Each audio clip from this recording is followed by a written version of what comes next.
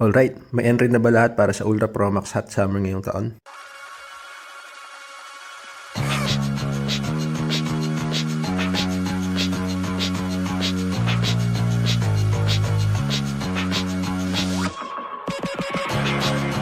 For today's video, isi-celebrate namin ang birthday ni Ma sa Pico de Oro dito sa Nasugbu, Batangas.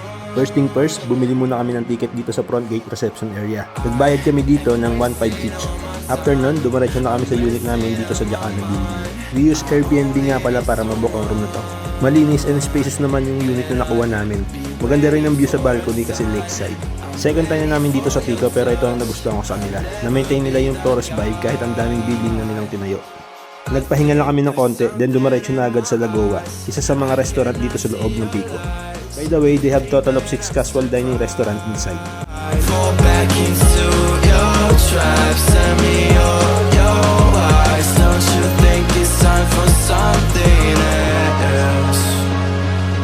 Reserve sila ng different Asian a la carte foods. Then sa price range is from 400 to 700 per person. Medyo pricey talaga dito sa loob ng Pico. Pero, mamamaximize talaga yung oras nyo dito sa dami ng indoor and outdoor activities.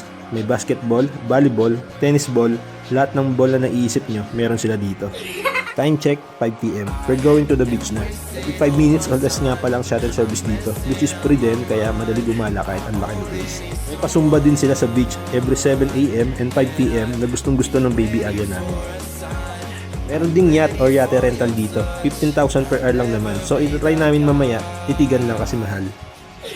Beach check, grayish yung kulay, hindi masyadong clear. Pero expected naman namin yun kasi ganito talaga yung tubig sa Nasugbu and Calatagan part ng Batangas. Dinner time na tayo. Dito naman kami sa Pico Restaurant, sa baba lang ng hotel nila. Yes, may hotel din sila. If 8 packs kayo, siguro gagastos kayo ng 28 to 32k, depende sa season. Included na lahat doon. Hindi na kayo kailangan magbayad ng entrance fee. And with breakfast na din. Mas makakatipid kayo sa Airbnb or direct condo booking. Lalo kung yung mga food nyo naman is sariling luto nyo sa unit. Tulad ng ginawa namin on the next morning. Para sulitin ang araw, after mag-breakfast, dumiretso na kami sa dagat. Then yung iba sa amin sa swimming pool, which is sumunod din agad kami kasi masyado agad mainit sa dagat. Ito, suggestion lang. Mas ma-appreciate nyo itong Pico de Oro pag weekday.